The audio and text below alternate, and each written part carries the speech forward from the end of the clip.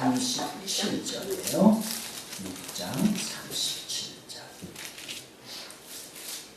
같이 읽습니다. 아버지께서 내게 주시는 자는 다 내게로 올 것이요 내게 오는 자는 내가 결코 내쫓지 아니하리라. 내가 하늘에서 내려온 것은 내 뜻을 행하려 함이 아니요 나를 보내신 이의 뜻을 행하려 함이니라. 나를 보내신 이의 뜻은 내게 주신 자 중에 내가 하나도 잃어버리지 아니하고 마지막 날에 다시 살리는 이것이니라. 내 아버지의 뜻은 아들을 보고 믿는 자마다 영생을 얻는 이것이니 마지막 날에 내가 이를 다시 살리리라 하시니라. 아멘. 우리가 이 세상 살면서 가장 관심 있는 분야가 무엇인가요? 이렇게 물으면 어디에 관심이 있습니까? 또 너무 포괄적이라 갑자기 대답이 안 나와서 아마 먹는 문제일 것이다 이렇게 생각합니다. 먹는 문제에 모든 사람의 관심이 있죠.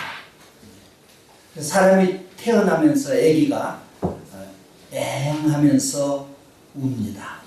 왜 울까요? 엄마 젖달라고 우는 거죠. 만약에 아기가 태어나면서 안 울면 엄마가 젖을 안 줍니다. 아기는 울어야 젖을 줍니다. 그 다음 우리가 인생을 마칠 때 왜 죽습니까? 숨 못 쉬니까 죽죠. 이렇게 대답은 맞지만 못 먹으니까 죽죠. 사실. 인생이 이 세상에 태어나서부터 마지막 생을 마칠 때까지 오직 관심은 어디에 있나요? 먹는데 관심이 있습니다. 인간에게 있어서 가장 행복할 때가 언제냐고 묻는다면 그것도 마찬가지입니다. 먹을 때 행복하죠. 맛있는 거 먹을 때 행복하죠. 가장 힘들 때가 언제입니까? 이렇게 질문하면 배고플 때가 제일 힘들죠. 굶어보세요. 얼마나 힘든지. 우리 인생의 모든 관심은 사실 먹는 것이다. 제가 속담을 이렇게 쭉 좀 보니까요. 속담 제일 많은 게 먹는 것과 관계되어 있어요. 금강산도 식후경이라부터 시작해갖고 이 먹는 것과 우리 인간과는 뗄래야 뗄 수 없는 거예요. 왜? 삶의 시작부터 마지막까지 먹는 문제와 연결되어 있기 때문입니다. 그래서 어떤 분은 그럽니다. 왜 그렇게 힘들게 일을 하십니까? 먹고 살려고 그러죠. 먹고 사는 문제만 해결되면 이렇게 힘들게 살지 않아도 되는데 먹고 살려고 이렇게 힘들게 살아갑니다. 이 대답입니다. 전부 정답이죠. 저는 성경을 읽으면서 다 관심이 있습니다. 창세기 1장 대체 하나님이 천지를 창조하신 날부터 시작해서 마지막까지 아멘 주 예수여 어서 오십시오 나갈 때까지 전부 다 주옥 같고 전부 생명의 말씀이지만 저는 어렸을 때부터 지금까지 제가 눈이 번쩍 뜨이는 성경이 있다고 하면 바로 이 요한복음 6장의 내용입니다. 아시죠? 보리떡 5개와 물고기 2마리로 5,000명이 먹고 남았다는 거 이것도. 그래서 얼마나 남았느냐? 12바구니가 남았다. 너무너무 신나는 말씀의 이야기가 기록되어 있는 거예요. 5,000명이 먹었다는 것도 기적인데 또 남았다. 그러니까 우리 일상 살면서 물질이 실컷 썼다 혹은 실컷 먹었다 그리고 남았다. 신납니까? 신이 안 납니까? 늘 모자라는 세상에 사는 우리들이 실컷 먹고 많이 남았다. 많이 남았다는 것은 뭐예요? 남을 또 줄 수 있는 여유가 있다 라는 의미니까 이 요한복음 6장을 읽을 때마다 너무 신이 나고 또 관심이 깊어집니다. 그런데 오늘 중요한 메시지가 있습니다. 예수님께서 단지 배고픈 사람들에게 그냥 먹을 것을 주기 위해서 이 말씀이 기록되어 있느냐? 그건 아니죠. 앞부분에서 오병이어의 기적을 말씀하신 이후에 그 다음 예수님께서 하신 말씀이 나는 생명의 떡이다. 가장 중요한 메시지죠. 내가 곧 생명의 떡이다 라는 것입니다. 그리고 나서 예수님이 나는 하늘에서 내려온 생명의 떡이다. 지금 너희들이 먹은 이 떡은 아침 먹으면 낮에 또 먹어야 되고, 낮에 먹으면 저녁에 또 먹어야 되고, 저녁 먹고 잠자고 일어나면 또 먹어야 되고, 그리고 이것은 썩어지는 양식이지만 내가 주는 이 떡은 썩지 않는 떡이다.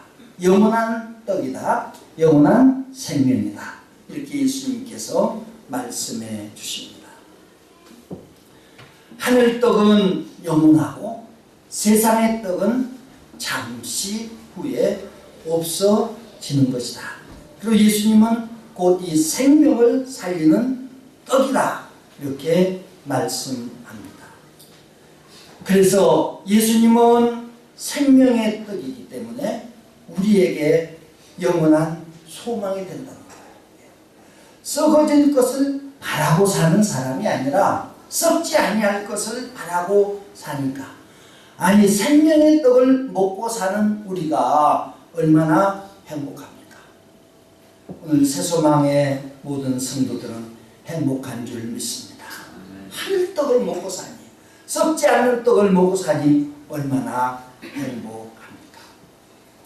오늘 성경을 읽은 중에 39절 40절 말씀에 가장 눈에 띈 말씀이 있습니다. 39절 마지막 부분에 마지막 날에 다시 살리는 이것이니라. 그리고 40절 마지막 부분에 마지막 날에 내가 이를 다시 살리리라. 마지막 날에 다시 살리리라. 사는 생명, 사는 행복.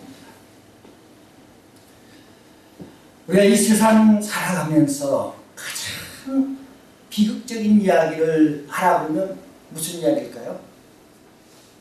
죽는 거죠. 간단하잖아요. 가장 행복한 얘기, 그 희망적인 이야기를 알아보려면 무엇일까요? 삶. 사는 것은 행복하고 희망적인데 죽는다는 것은 비극적이고 절망적이다라고 말씀을 합니다. 근데 예수님은 오늘 이 생명을 우리에게 말씀하시면서 이 떡이 다시 살리는 것이다. 곧 예수 그리스도가 너희들을 다시 살리는 것이다 라고 말씀합니다. 예수님의 말씀 위에 세워진 교회는 모든 생명을 다시 살리는 것이다 라고 말씀합니다. 우리 성가대가 찬양한 대로 오늘 이런 교회는 바로 모든 생명을 다시 살리는 것이다. 그래서 바울은 에베소서 2장 1절에서 죄와 허물로 죽었던 너희를 다시 살리셨도다. 우리가 죽었던 너희를 다시 살리셨다. 이것이 새 소망입니다.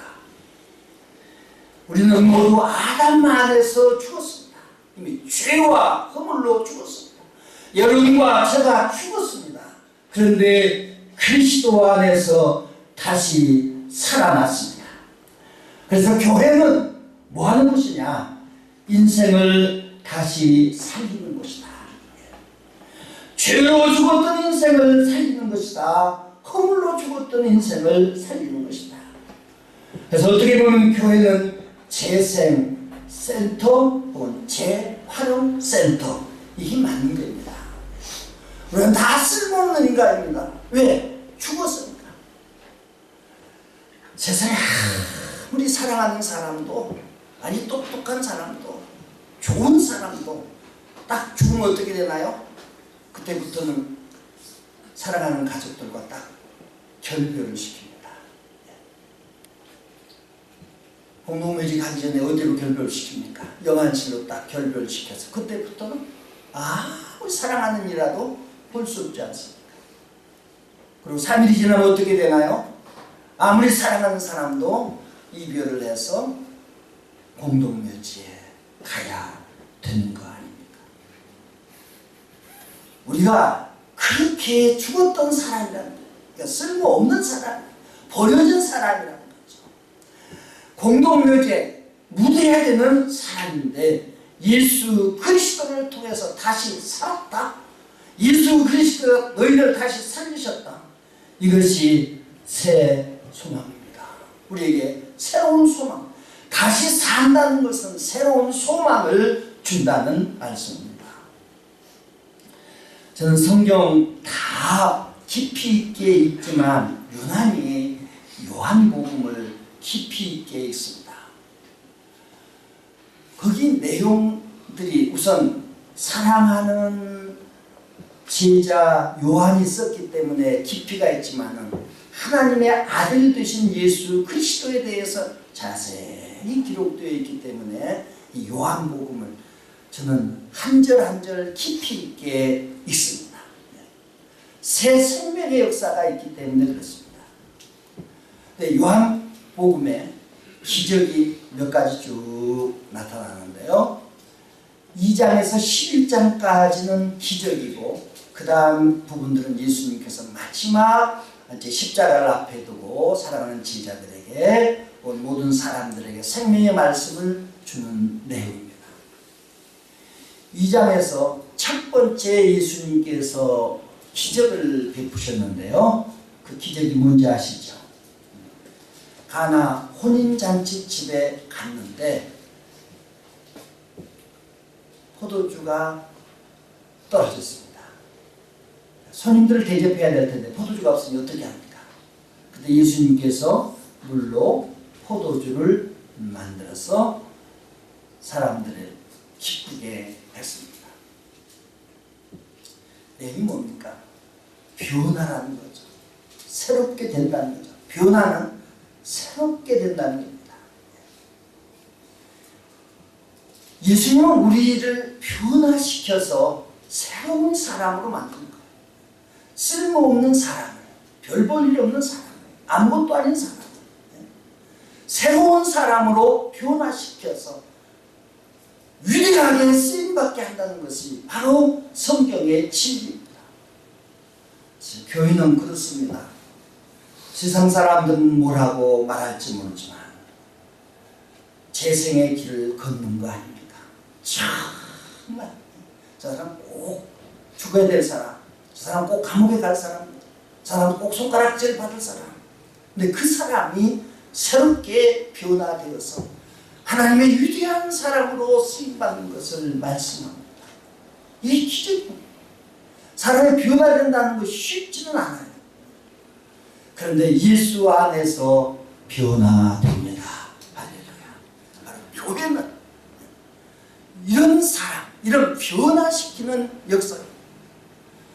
주먹을 최고로 아는 사람도 예수 안에서 변화되니까 그 주먹을 쓰지 아니하고 남을 사랑하는 사람으로, 남을 돕는 사람으로 이렇게 완전히 변화되는 거 아닙니까? 그리고 나머지 기적들은 다 지나갑시다. 요한복음 11장에 가면 무슨 말씀이 기록되어 있나요? 죽은 나사로가 다시 살아납니다. 죽은 지 나흘, 이미 어떻게 됩니까? 시체가 부패된 상황입니다. 더 이상 이 사람을 곁에 둘 수 없습니다. 그리고 이미 의학적으로나 그리고 윤리적인 도덕적인 모든 면을 다 동원해도 이 사람은 죽은 사람입니다. 다시 살아날 가망이 없습니다. 그런데 예수님은 그를 다시 살려주셨습니다. 할렐루야. 바로 이깁니다. 교회는 죽었던 사람을 다시 살리게 됩니다. 가망이 없습니다. 가망이 없는 사람을 예수님은 살려주셨습니다. 새 소망이 뭡니까? 전혀 가망 없는 사람인데 이 사람이 살아났습니다. 새로워졌습니다. 사람 구실합니다. 제가 도저히 사람 구실 못할 것 같은데 사람 구실을 합니다. 여러분들이 살아가면서 그런 이야기 많이 하지 않습니까? 제가 도저히 사람 될 것 같지 않았는데 사람이 됐다. 그런 이야기입니다. 무슨 뜻입니까? 우리가 도저히 저 사람은 안 되겠다. X 딱 했는데 성령께서 역사에서 새 사람이 됩니다. 쓸모있는 사람이 됩니다. 유익한 사람이 됩니다. 이게 성경의 역사입니다. 여러분의 성경을 쭉 읽으면서 바로 놀라운 사실들을 발견하는데 나사로를 살리신 예수님은 바로 오늘 우리를 살리셔서 새로운 사람이 되게 하십니다. 새소망교회는 바로 이런 교회인 줄 믿습니다. 그리고 요한복음의 그 중간에 2장에서 11장 기적이 쫙 이렇게 나열되는 순간에 두 가지 사건 아주 우리가 관심을 갖게 됩니다. 무슨 사건인지 아시죠? 요한복음 4장에 사마리아 여인이 나옵니다. 사마리아 여인은 우선 그의 태생부터 다른 사람들에게 그렇게 관심을 가질 수 있는 사람이 아닙니다.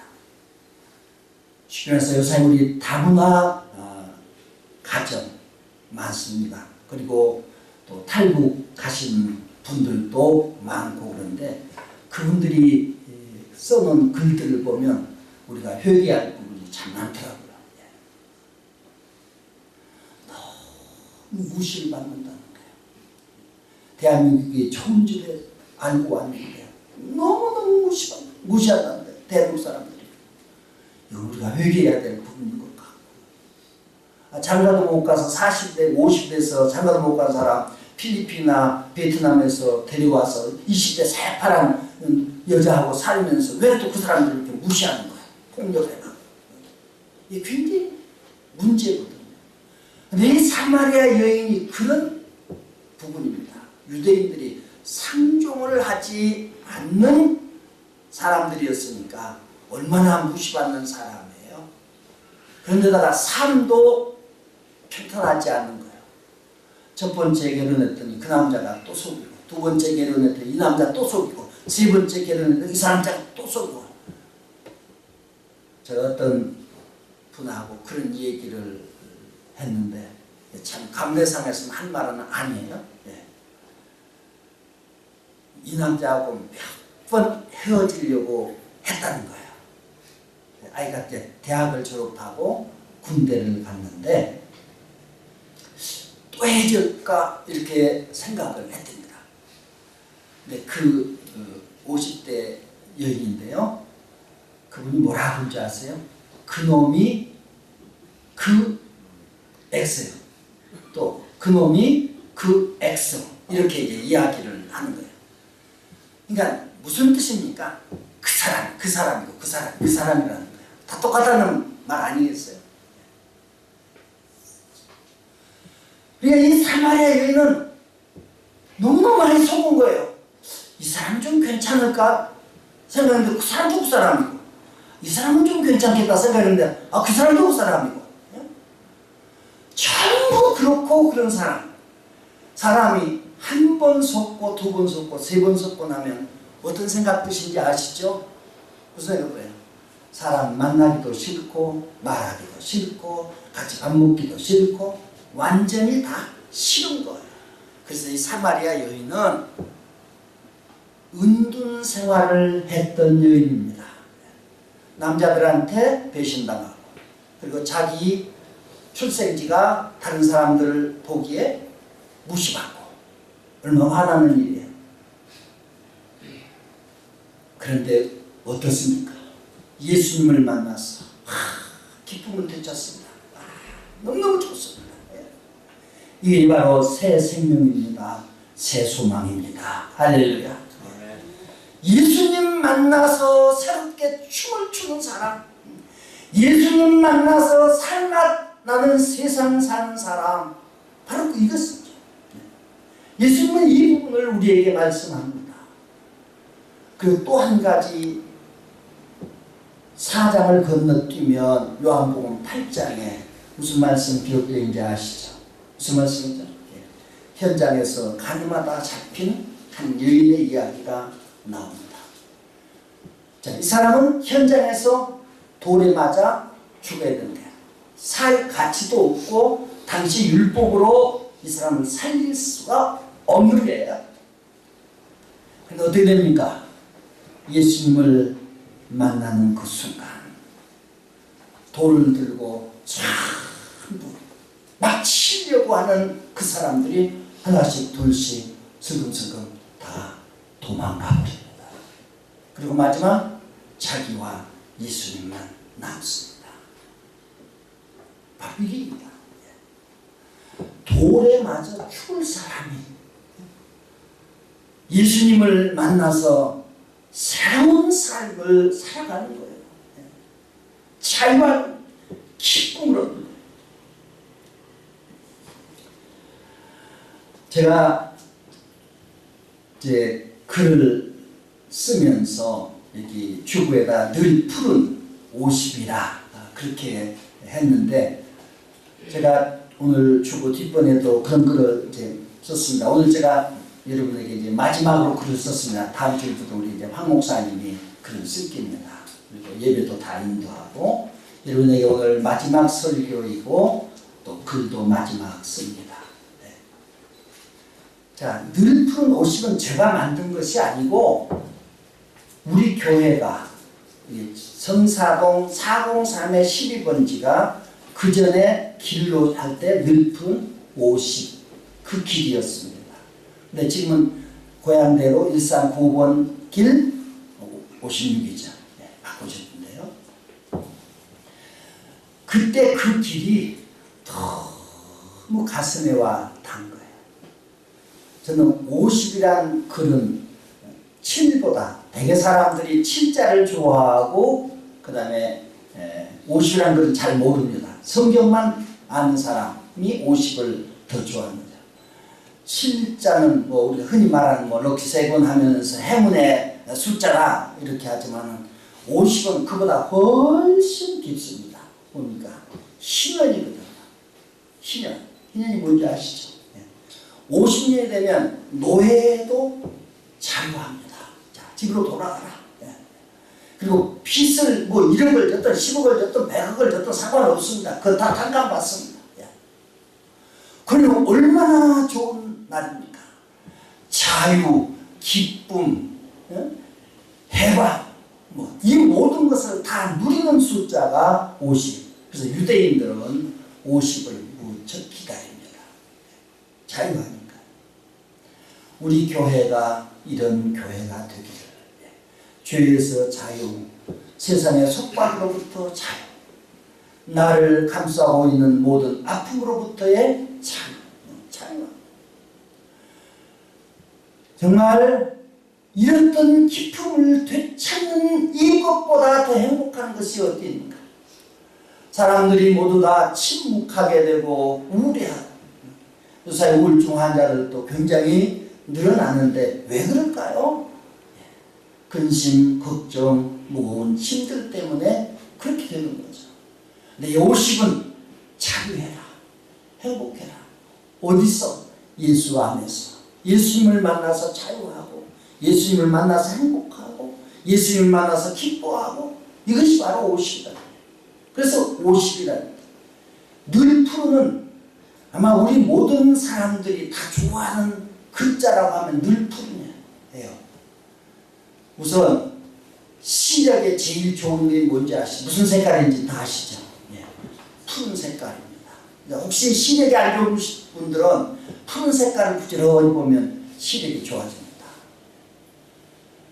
그리고 푸르다는 것은 성장하는 거 아니에요?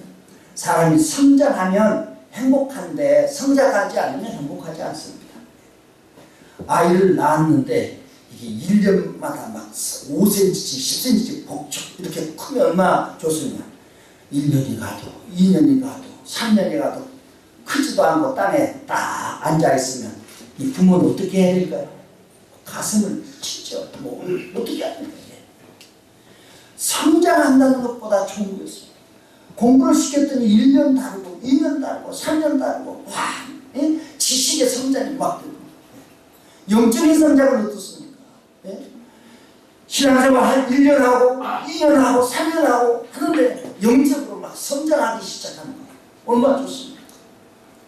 늘 푸르다는 의미는 바로 이런 의미가 있습니다. 그래서 늘 푸른 50을 제가 18년 동안 글을 썼습니다.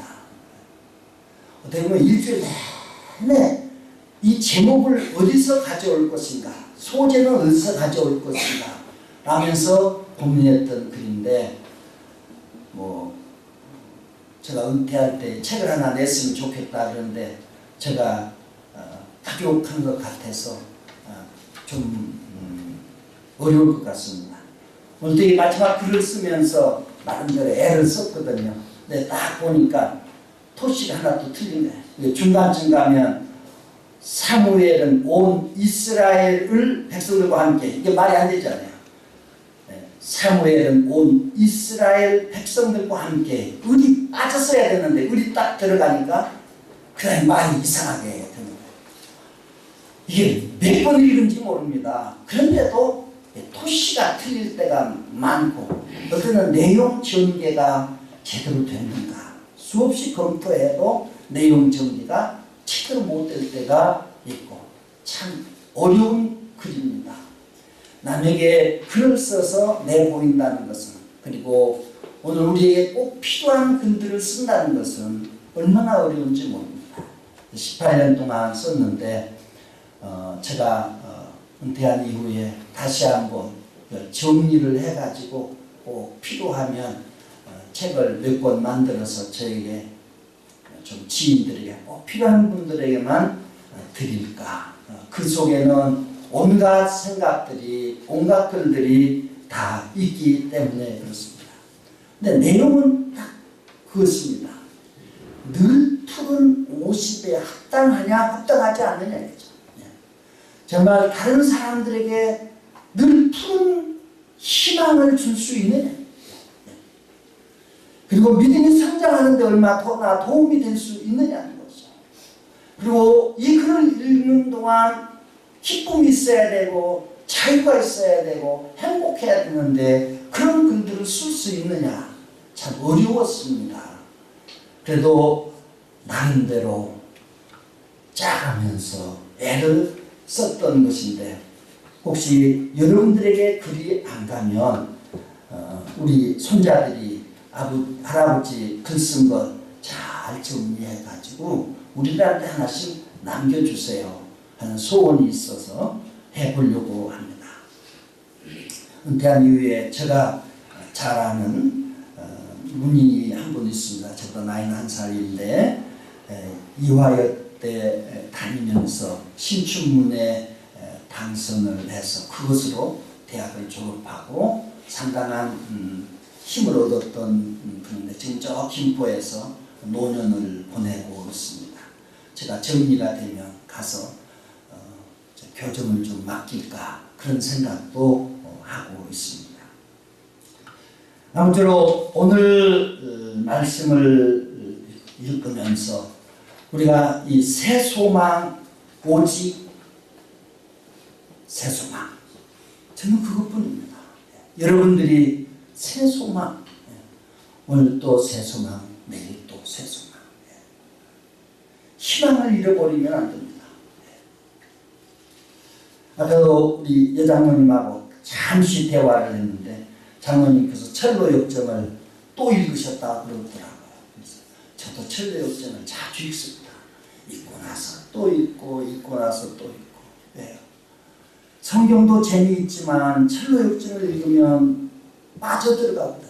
내 인생을 그대로 보는 것 같기 때문입니다. 우리가 소망을 갖는다는 것은 그냥 저절로 되는 것도 아닙니다. 그냥 갖다 주는 거 아닙니다. 인생이 살아가면서 수 없는 어려움을 당하지 않습니까? 뇌물이 이렇게 우리가 가령 한강에 가면 큰 강이니까 쭉 흐른 것 같지만 비행기에 올라가서 아니 인공위성에서 한강 저 시작되는 부터 여기까지 보면 어떻습니까? 완전히 요거입니다. 뭐 얼마나 돌아돌아인지 모릅니다. 그래서 저는 인생길을 표현하라면 돌아 인생길이다 그렇게 표현합니다. 예. 우리는 수없이 돌고 그렇게 가는 겁니다. 예. 우리가 산에 올라갈 때도 마찬가지입니다. 산 바로 올라가니까 그런 길은 없습니다.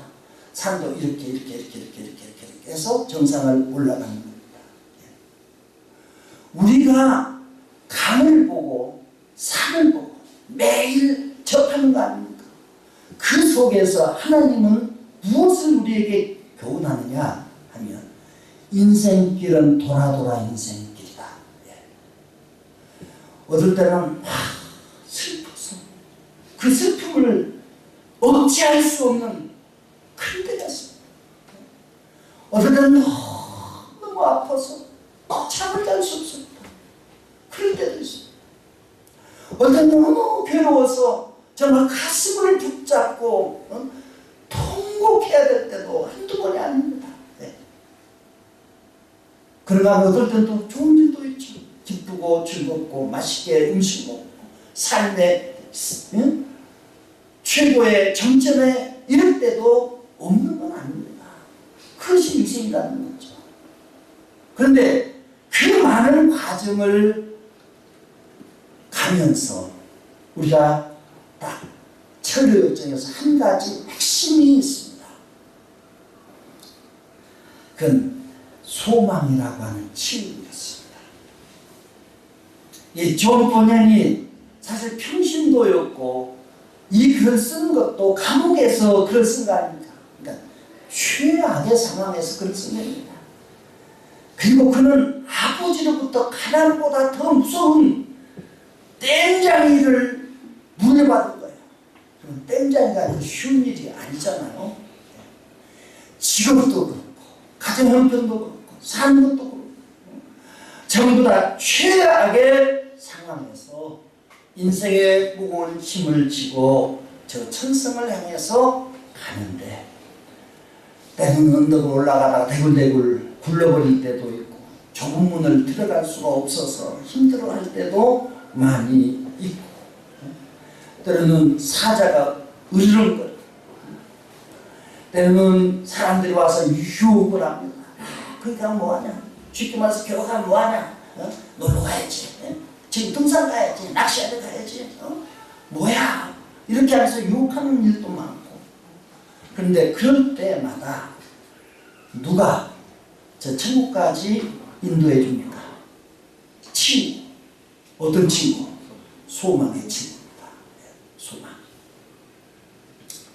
저는 말씀을 맺습니다. 여러분들 소망의 친구입니다. 특별히 새소망의 친구입니다. 소망을 가져야 해요. 단테는 그의 신곡에서 무슨 글을 썼습니까? 지옥문에 뭐라고 써있죠? 우리는 희망이 없다. 예. 희망이 없다. 예. 천국문에는 희망이 넘친다. 그거예요. 예. 천국문은 소망이 넘칩니다. 희망이 넘칩니다. 예. 우리는 늘 그것을 보고 가야 됩니다. 그것을. 하늘을 보면 늘 희망이 넘치는데 땅을 바라보면 절망합니다.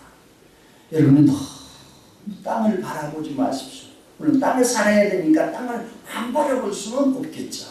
하지만 땅을 바라보면 낙심하고 실망하고 좌절하고 절망적입니다. 하늘을 바라보십시오. 하늘을 바라. 거기에 희망이 있습니다. 소망이 있습니다. 보좌에 계시는 주님이 계십니다. 여러분들이 오신 날을 기다리고 있습니다. 그리고 생명의 멸류관을 주시려고 주님이 거기 계십니다. 그래서 하늘나라를 바라보면 늘 소망이 넘칩니다. 근데 그 소망, 새 소망입니다.